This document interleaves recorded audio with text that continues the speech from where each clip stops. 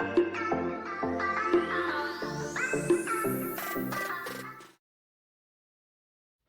felters and welcome. This is just a quick video to go through sheep coat effects without actually buying sheep locks. This is all with a normal wool or yarn or the wool you would use for felting.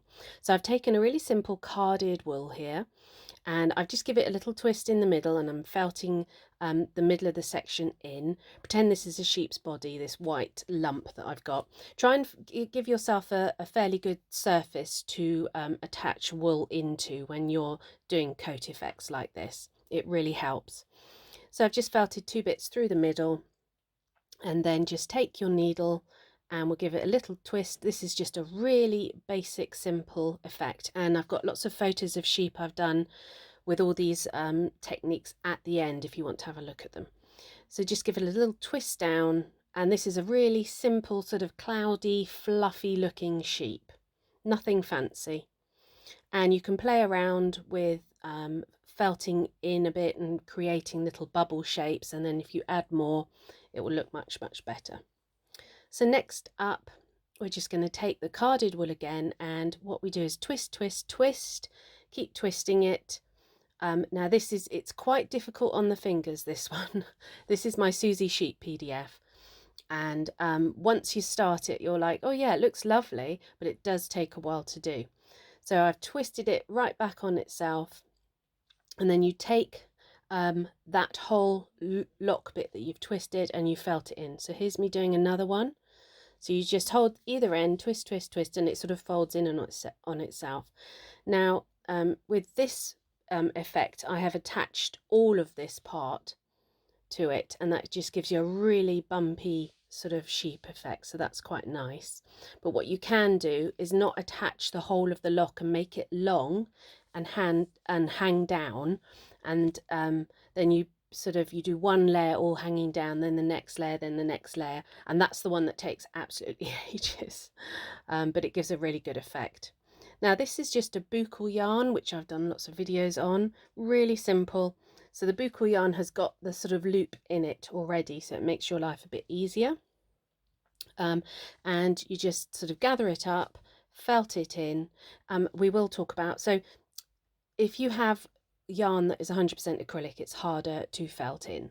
Make sure it's got it's definitely sort of 80% wool. So you see this one's worked really well. It's really easy to felt in. It's a lovely effect and very simple to do. This one here is 100% acrylic, and you'll see I really struggle to felt this in. It does work. I have used it before, but I probably won't use it again for a sheep coat effect. It takes a while. I've got a nice big, I'm using a 36 needle, by the way, for most of this, and I just sort of have to stab away, and if you see when I pull it off how easily that comes off, it really wasn't attached that well. This is just a basic chunky yarn, which I really like. Really simple. This is just off Amazon, nothing special. And we're just going to hold the yarn on. This is, if it's chunky, it's quicker to do. It saves you time. And we'll just sort of bunch it up, and I've sort of created a little loop on it, nothing fancy, and just feed it all the way around, and it's quite pleasurable to do this one. It's quite easy, so that creates a nice simple effect. You just do that all the way over. Then next up we are going to do the long coat effect just with yarn. So this is how I sort of get smaller pieces. So wrap it around your fingers, cut it off, and then trim it. They're probably about 4 to 5, no, I'd say 3 to 4 inches in length. And take that section, felt it through the middle. If you guys follow me, you've seen all of these methods before, but I just thought I'd put them all together for you in one place. And they're applicable for Highland cows or for other animals too. So felt through the middle, fold it over. That's one layer. Then you do the next layer further up. Sometimes it needs help sort of sticking down, so give it a little felt. So just do the next layer above it, and then you would trim, because you'll get sort of uneven bits, and then so you just get the scissors and trim. Nice big pair of scissors helps, makes life easier. And that's a super simple coat effect, I really like that, and it's very tactile, very nice. People sort of love stroking the sheep when I do them like that. So next, and okay, this is time consuming, but it does give you a beautiful effect without having to buy actual locks. Take chunky yarn is probably best, felt on a couple of pieces, and then we just unravel it, and it gives you that curly wavy look. But this, yeah, it takes a while. You don't always have to unravel it right to the bottom because the next layer will cover up the base.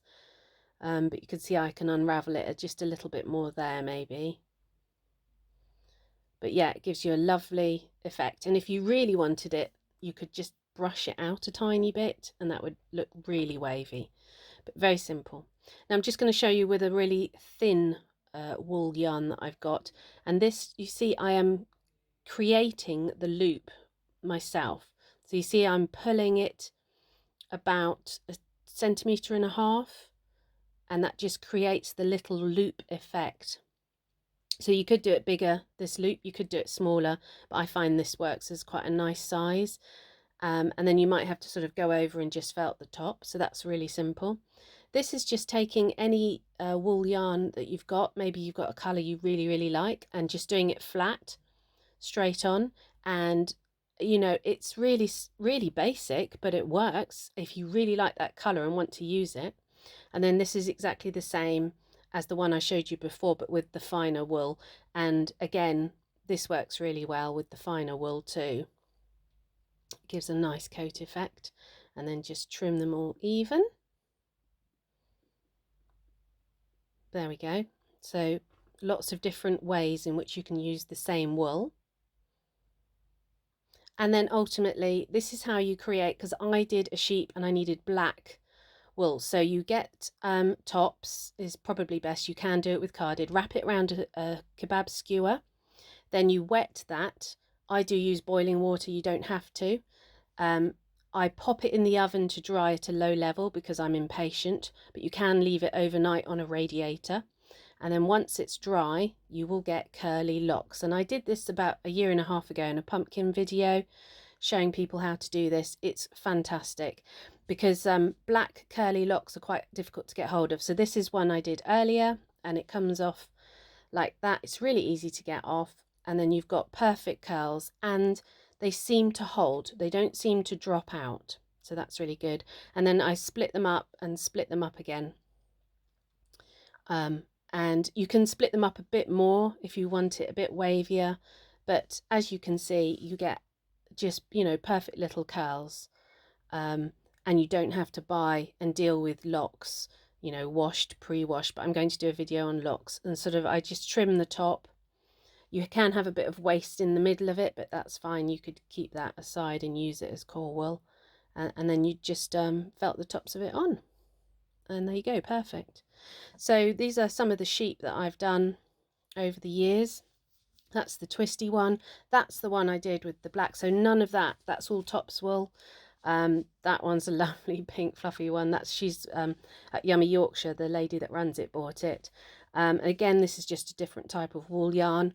And it's just interesting to show you the ways in which you can use it. So I hope you've enjoyed that. I hope you found it useful.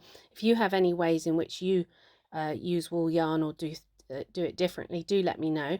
That was the fluffy acrylic one. He was really fluffy, but there we go. Thanks for watching, everybody. Take care and see you soon.